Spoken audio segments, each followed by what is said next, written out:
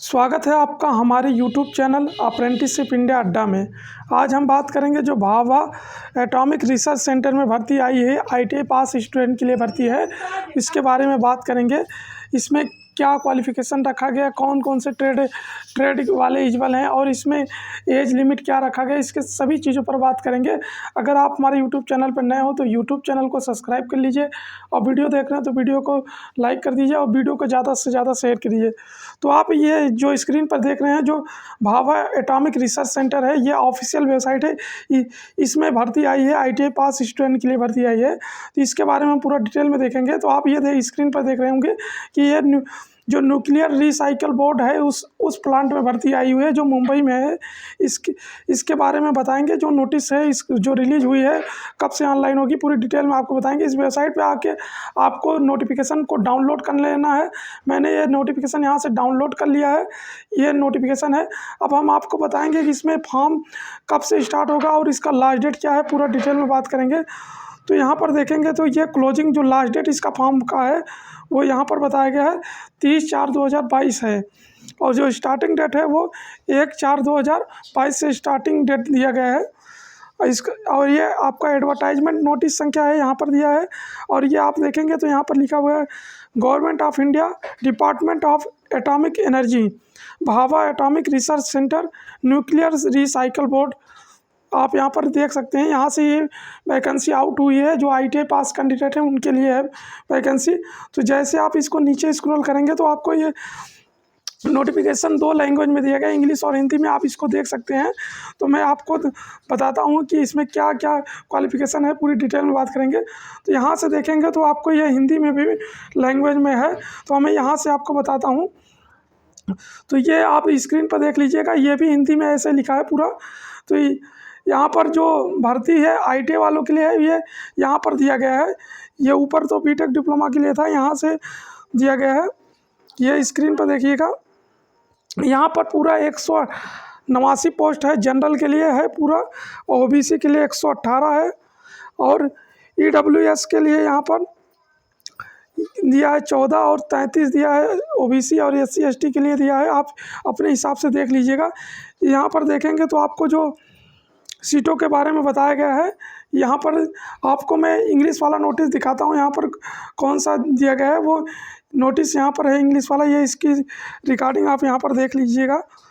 ये जो नोटिस यहाँ पर पब्लिश हुआ है, ये यहाँ पर देखेंगे तो यहाँ पर बताया गया है, ये स्क्रीन पर देखिएगा। यहाँ पर जो RAC मैकेनिक के लिए है पोस्ट, RAC ट्रेड के लिए यहाँ पर है, जिन्होंने ITI RAC में किया है इसके लिए भी वैकेंसी है। और जिन्होंने इलेक्ट्रीशियन में किया है उसके पास है, इलेक्ट्रॉनिक्स के लिए है, फिटर के लिए है, इंस्ट्रूमेंट मैकेनिक के लिए है, मशीनिस्ट के लिए भी है, टर्नर के लिए है, वेल्डर के लिए है, ड्रॉपमैन मैकेनिकल के लिए है और लाइब्रेरी असिस्टेंट के लिए है। यहाँ पर दिया गया सीट का भी विवरण यहाँ पर दिखाया गया है। यहाँ पर देखेंगे तो पूरा टोटल सीट यहाँ पर दिखाया गया है, आप इसको देख लीजिएगा। इसके बाद यहाँ पर 15 सीट दिया गया है जो RAC से हैं उनके लिए बताया गया है, और इलेक्ट्रीशियन के लिए 25 है और इलेक्ट्रॉनिक्स मैकेनिक के लिए 18 है और जो फिटर्स हैं 66 है और जो इंस्ट्रूमेंट मैकेनिक्स हैं वो 13 सीट है और यहाँ पर मशीनिस्ट के लिए 11 सीट है और टर्नर के लिए 4 है और वेल्डर के लिए 3 है और ड्राफ्टमैन मैकेनिकल के लिए 2 है और असिस्टेंट लाइब्रेरी के लिए है जो है उसमें 4 सीटें है। इसके क्वालिफ़िकेशन के लिए बात करेंगे तो इसमें क्वालिफ़िकेशन के बारे में बताया गया है। और ये एक और पोस्ट है जो प्लांट ऑपरेटर के लिए है, इसमें 28 सीटें हैं। तो इनकी क्वालिफ़िकेशन देखेंगे तो यहाँ पर क्वालिफ़िकेशन के बारे में ये बताया गया है। यहाँ पर देख लीजिएगा, आपका जो हाई स्कूल होना चाहिए वो 60% होना चाहिए, प्लस आपके पास ये जो रिक्वायरमेंट ट्रेड है उसमें आपके पास ITI होना चाहिए सर्टिफिकेट। स्क्रीन पर आप देख सकते हैं। इसके बाद इन्होंने बताया है या तो आपके पास ITI हो और 2 ईयर का होना चाहिए, और या तो आपके पास NSC सर्टिफिकेट हो, या जैसे अप्रेंटिस जो किया है अप्रेंटिस ट्रेनिंग स्कीम हो। और इसके बाद इन्होंने बताया है कि या तो आपके पास ITI होना चाहिए और 1 ईयर का, और 1 ईयर का एक्सपीरियंस होना चाहिए, या तो आपके पास एक और ऑप्शन दिया गया है उसमें या तो आपके पास NTC मतलब NCVT से ITI होना चाहिए, वन ईयर का नेशनल अप्रेंटिस सर्टिफिकेट होना चाहिए, यहाँ पर बताया गया है। ये बताया गया और ये ड्रॉपमैन मैकेनिक के लिए बताया गया है। यहाँ पर देखेंगे तो जो पैरा नंबर 9 पे पोस्ट के लिए बताया गया है कि आपके पास 60% ITI 10वीं में होना चाहिए और 60% इंटर में होना चाहिए। SSC में दिया है जो फिजिक्स केमिस्ट्री मैथ के सब्जेक्ट के साथ होना चाहिए। और इसमें बताया गया कि जो आपका या तो ये होना चाहिए, तब आप फॉर्म भर सकते हैं ड्राफ्टमैन मैकेनिकल के लिए, या तो आपके पास 1 ईयर ड्राफ्टमैन मैकेनिकल का सर्टिफिकेट होना चाहिए ITI का, तब भी आप आवेदन कर सकते हैं। और आपके पास स्टेट गवर्नमेंट या NCVT द्वारा सर्टिफिकेट होना चाहिए 2 ईयर का ITI का 2 ईयर का सर्टिफिकेट होना चाहिए, तब आप ऑनलाइन आवेदन कर सकते हैं। यहाँ पर इन्होंने मेंशन किया है 1 ईयर का ड्राफ्टमैन का आपके पास होना चाहिए। ड्राफ्टमैन मैकेनिकल में टेक्निकल एजुकेशन बोर्ड से आपका 2 ईयर का ITI भी होना चाहिए, तब आप ऑनलाइन इसमें आवेदन कर सकते हैं। इसके बाद इन्होंने बताया है कि ये जो असिस्टेंट लाइब्रेरी के लिए यहाँ पर बताया गया है, यहाँ पर देखेंगे तो ये बताया गया आपके पास इंटर पास होना चाहिए, 12वीं पास हो, फिजिक्स केमिस्ट्री सब्जेक्ट के साथ 60%, या तो आपके पास SSC आपके पास होना चाहिए 60% के साथ, और प्लस आपके पास नेशनल अप्रेंटिस सर्टिफिकेट होना चाहिए या नेशनल ट्रेड सर्टिफिकेट होना चाहिए। या तो यहाँ पर बताया गया, या तो अगर आपके पास ITI है, NTC है तो 2 ईयर का होना चाहिए। अगर आपके पास NSC है तो 2 ईयर का अप्रेंटिस ट्रेनिंग स्कीम में होना चाहिए, यहाँ पर मेंशन किया गया है। या तो आपके पास NTC ITI पास होना चाहिए प्लस 1 ईयर का एक्सपीरियंस होना चाहिए। अगर आपका ITI 1 ईयर का है तो आपके पास 1 ईयर का एक्सपीरियंस होना चाहिए। और दूसरा इन्होंने बताया है NTC जो ITI पास आउट कैंडिडेट हैं उनके लिए अगर 1 ईयर का ITI कोर्स किया है तो 1 ईयर का NSC सर्टिफिकेट होना चाहिए। नेशनल अप्रेंटिस सर्टिफिकेट यहाँ पर मेंशन किया गया है। ये आपको लाइब्रेरी असिस्टेंट के लिए क्वालिफिकेशन बताया गया, आप स्क्रीन पर भी देख सकते हैं। इसके बाद इन्होंने प्लांट ऑपरेटर के बारे में बताया कि आपके पास 12वीं फिजिक्स केमिस्ट्री के सब्जेक्ट के साथ 60% के साथ होना चाहिए, तब आप इसमें एलिजिबल हो इस वाले के लिए। तो यहाँ पर इन्होंने मेंशन किया है। इसके बाद आपको जैसे आप जाएंगे तो यहाँ पर इन्होंने आपकी एज लिमिट के बारे में बताया है कि आपका एज जो होगा और जो आपका क्वालिफ़िकेशन और जो आपका सर्टिफिकेट इशू होगा वो लास्ट डेट मतलब 30/4/2022 तक ही आपका समस्त डॉक्यूमेंट होना चाहिए। जो क्वालिफ़िकेशन के लिए एलिजिबल है मांगा गया वो समस्त डॉक्यूमेंट इस डेट के अंदर इशू किया होना चाहिए। और एज के लिए बात किया अगर 2 कैटेगरी की भर्ती है, जो ITI वालों के लिए है वो कैटेगरी सेकंड के लिए है, वो 18 से 22 के साल के कैंडिडेट ही अप्लाई कर सकते हैं, यहाँ पर बताया है। और यहाँ पर जैसे इसको स्क्रॉल करेंगे तो आपको यहाँ पर छूट के बारे में बताया गया है। जो SC ST कैंडिडेट हैं उनके लिए और OBC के लिए भी और PWD के लिए छूट बताया गया है। जो सेंट्रल गवर्नमेंट के रिगार्डिंग आपको छूट दिया जाएगा। अपर एज रिलैक्सेशन जो बताया गया है वो SC ST के कैंडिडेट के लिए बताया गया है कि 5 साल को छूट दिया जाएगा और OBC कैंडिडेट के लिए 3 ईयर का छूट दिया जाएगा, यहाँ पर मेंशन किया गया है। और PWD के लिए भी एज रिलैक्सेशन मिलेगा, इन्होंने यहाँ पर बताया है, तो आप इसको देख लीजिएगा। इसके बाद स्टाइपेंड के बारे में बताया गया है। जो फिजिकल स्टैंडर्ड के बारे में जो बताया गया है वो भी यहाँ पर मेंशन किया गया। आपकी हाइट जो होनी चाहिए वो 160 सेमी होना चाहिए मिनिमम, और वेटेज आपका 45.5 kg होना चाहिए, यहाँ पर मेंशन किया गया है। फिजिकल स्टैंडर्ड है और 2 ईयर की ये ट्रेनिंग होगी। और इसमें जो सेकंड कैटेगरी जो है वो ITI वालों के लिए है। ITI वालों के लिए 10,500 रुपया, और सेकंड में जब जाएंगे तो फर्स्ट ईयर की सैलरी है, सेकंड ईयर की जो सैलरी है वो 12,500 यहाँ पर वो किया गया, मेंशन किया गया। इसके बारे में यहाँ पर सिलेबस के बारे में, सिलेक्शन प्रोसेस के बारे में इन्होंने मेंशन किया गया है।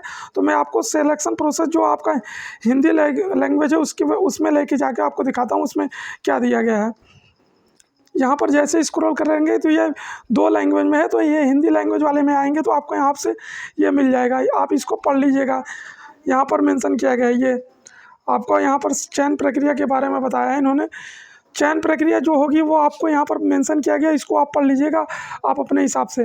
यहाँ पर जो चयन प्रक्रिया के बारे में इन्होंने बताया है, सिलेक्शन जो होगा वो आपकी 40 अंक की परीक्षा होगी, 40 प्रश्न होंगे जिसमें जो 3 अंक दिए, एक प्रश्न 3 अंक के होंगे, गलत अंक के लिए, गलत प्रश्न के लिए करने पर 1 अंक काट लिया जाएगा, यहाँ पर बताया गया है। और ये 3 स्टेज में आपका एग्जाम क्लियर कराएंगे। एक प्रारंभिक होगी, एक प्रारंभिक परीक्षा और स्किल टेस्ट होगा, मतलब आपकी कौशल परीक्षा। 3 परीक्षाएं होंगी। आपको 3 परीक्षाओं से गुजरने के बाद आपको इसमें जो भाभा एक एटॉमिक रिसर्च सेंटर में है, वहाँ से आपको इसमें जॉब मिलेगी। तो आप अगर हमारे फॉर्म भरना चाहते हो तो डिस्क्रिप्शन बॉक्स में मैंने लिंक दिया है, आप वहाँ से भी फॉर्म भर सकते हैं और वहाँ से एडवर्टाइजमेंट भी डाउनलोड करके पढ़ सकते हैं। और इसके बाद आप यहाँ पर देखेंगे तो ये परीक्षा पैटर्न के बारे में जो बताया गया, प्रथम स्टेज का जो एग्ज़ाम होगा वो उन्होंने बताया है कि प्रथम स्टेज एग्ज़ाम के लिए आपको 50 प्रश्न होंगे। उसमें से आपको 20 अंक वो आपका गणित का होगा, 20 आपका विज्ञान का होगा, 20 आपका सम्मान होगा, 10 होगा, तो ये 50 क्वेश्चन होंगे। और इन्होंने बताया कि 3 अंक दिए जाएंगे और 1 अंक आपका काट लिया जाएगा। और सम्मान वर्ग के लिए आपको 40 नंबर लाना है पास मिनिमम के लिए, और वो भी अदर कैटेगरी जो आरक्षित सीटें उनके लिए 30 कट ऑफ लाना है मिनिमम। इसके बाद आपका मेरिट चयन किया जाएगा। जो मेरिट चयन होगा वो सेकंड स्टेज परीक्षा के लिए बुलाया जाएगा उनको। और यहाँ पर सेकंड स्टेज परीक्षा के लिए बताया गया है कि आपकी सेकंड स्टेज परीक्षा में उसी को चयन किया जाएगा जो अगर सेकंड स्टेज की परीक्षा में, जो प्रथम स्टेज की परीक्षा में जो ज़्यादा भाग नंबर ले आएगा उसके आधार पर मेरिट बनाई जाएगी। और इसके बाद इन्होंने बताया कि जो प्रथम चरण के लिए परीक्षा आयोजित हुई है उसमें आपको जो सेकंड परीक्षा होगी उसमें भाग दिया जाएगा, तो उसी के आधार पर दिया जाएगा। 2 घंटे का 50 बहुविकल्पी प्रश्न होंगे, 2 घंटे के लिए होंगे, उसमें 4 विकल्प होंगे और 3 अंक सही के लिए दिया जाएगा, 2 अंक, 1 अंक गलत अंकों के लिए काट लिया जाएगा, इसमें यह बताया गया। इसके बाद यहाँ पर जो बताया गया कि आपको वही वाला बात बताया गया कि 30 नंबर आपको जनरल वालों के लाना है और 20 नंबर इसमें आपकी बार थोड़ा कम कर दिया गया है, वो 20 का बताया गया आरक्षित वर्गों के लिए मिनिमम कट ऑफ बताया गया है। इसके बाद आपको अगर सेकंड स्टेज के बाद जो अभ्यर्थी सूची तैयार की जाएगी वो सेकंड स्टेज में प्राप्त मेरिट के आधार पर की जाएगी। जो सेकंड स्टेज की जो सूची बनेगी उसमें ये बताया गया है कि इसमें जो अगर इस दशा में अगर कोई अंक बराबर लाता है तो इसके लिए इन्होंने बताया है कि अगर आपका अंक बराबर आता है तो इस दशा में जो CBT 2 में जो अंक कम नकारात्मक किया है उसको पहले बुलाया जाएगा। मतलब कि अगर आपको CBT 2 सेकंड स्टेज में जब बुलाया जाएगा, जो सेकंड स्टेज का एग्ज़ाम होगा, अगर उसके बाद जो मेरिट लिस्ट बनेगी उसमें अगर किसी कैंडिडेट का नंबर सेम आता है तो उस कंडीशन में आपको स्किल टेस्ट के लिए उसका बुलाया जाएगा जिनका कम नकारात्मक अंक होगा। कौन से वाले में? जो CBT उनका सेकंड स्टेज का एग्ज़ाम है उसमें अगर जिसका कम नकारात्मक अंक आएगा उसको पहले उच्च प्राथमिकता दी जाएगी। इस कंडीशन में अगर किसी का नंबर बराबर आ जाता है तो इस कंडीशन में भी आपको अधिकतम जो प्रथम स्टेज की जो परीक्षा हुई है उसमें जिसका अंक ज़्यादा है उसको पहले प्राथमिकता दी जाएगी। अगर उसमें भी अंक बराबर आता है तो जो प्रथम चरण में नकारात्मक अंक कम किया है, जो प्रथम चरण की जो परीक्षा हुई है उसमें कम अंक गलत किया है उसको दिया जाएगा। अगर ये भी बराबर होता है तो प्रथम चरण में जिसका गणित और विज्ञान विषयों में अंक ज़्यादा है उसको बुलाया जाएगा, स्थान दिया जाएगा। अगर इस स्टेज में भी बराबर होता है तो इस कंडीशन में आपको जो विज्ञान और विषय में जिनका ज़्यादा अंक होगा उसको बुलाया जाएगा। इसके बाद भी इन्होंने ऐसा बताया है, अगर आपको आवेदन की अंतिम तिथि पर जिसका आयु ज़्यादा होगा उसको प्राथमिकता दी जाएगी, इसमें बताया गया है। और ये जो प्रथम और सेकंड स्टेज का एग्ज़ाम होगा ये दोनों एक ही दिन परीक्षा आयोजित की जाएगी, इसमें बताया गया। उसके बाद आपको यहाँ पर सेकंड स्टेज स्किल टेस्ट के लिए बुलाया जाएगा। इस स्किल टेस्ट में इन्होंने बताया कि जो सेकंड स्टेज वाले एग्ज़ाम के आधार पर मेरिट बनाई जाएगी, इसमें उसको ही स्किल टेस्ट के लिए बुलाया जाएगा और स्किल टेस्ट के जो अर्थ पाया जाएगा उसको इसमें बुलाया जाएगा, इन्होंने बताया है। आप इसको स्क्रीन पर देख लीजिएगा, आप इसको एडवर्टाइजमेंट डाउनलोड करके अपने हिसाब से पढ़ लीजिएगा। यहाँ पर जो सेकंड स्टेज थर्ड स्टेज का बात है उसमें जो सेकंड स्टेज पास करेगा उसी के आधार पर मेरिट बनाई जाएगी। उसमें आपको क्वालिफाइड नॉट क्वालिफाइड बता दिया जाएगा। इस आधार पर मेरिट बनाई जाएगी। जो स्किल टेस्ट होगा उसमें केवल ये बताया जाएगा कि आप क्वालिफाइड हो या नॉट क्वालिफाइड हो, इसी के आधार पर आपको बता दिया जाएगा। और इन्होंने बताया कि सेकंड स्टेज में प्राप्त जो मेरिट है उसी के आधार पर आपको बुलाया जाएगा और 4 से 5 गुना अधिक नहीं बुलाया जाएगा। केवल 4 से 5 गुना से अधिक नहीं बुलाया जाएगा, इन्होंने बताया है। इसके बाद आप जैसे आप देखेंगे तो आपको यहाँ पर जो नोटिस पब्लिश हुई है इसमें बताया गया है कि आपको इसके बाद आपकी फाइनल मेरिट जो बनाई जाएगी उसमें जो सूची में नहीं आया है उसको दोबारा मौका नहीं दिया जाएगा। यहाँ पर इन्होंने मेंशन किया कि आप इसके अपने अनुसार पढ़ लीजिएगा, इसमें दिया गया। और इसका फॉर्म कैसे भरना है इसके बता देंगे हम आपको। लास्ट डेट ये है, यहाँ पर देखेंगे लास्ट डेट, इस लास्ट डेट तक आपको फॉर्म फिलअप करना है। और आपको कोई क्वेरी है तो आप इस नंबर पर कॉन्टेक्ट कर सकते हैं। यहाँ पर नंबर दिया गया है, नीचे स्क्रॉल करके आएंगे तो इस नंबर पर आप किसी भी जानकारी के लिए आप यहाँ पर कांटेक्ट कर सकते हैं। और फॉर्म कैसे भरना है, फॉर्म को आपको इस वेबसाइट पे आ जाना है। इस वेबसाइट पे आएंगे तो यहाँ पर एक लिंक दिया गया है, उस लिंक इस वाले वेबसाइट पे आएंगे तो आपको यहाँ से फॉर्म भरने के लिए बताया गया है। इससे होम पे आएंगे तो यहाँ पर देखेंगे तो यहाँ पर अप्लाई करने के लिए दिया गया है।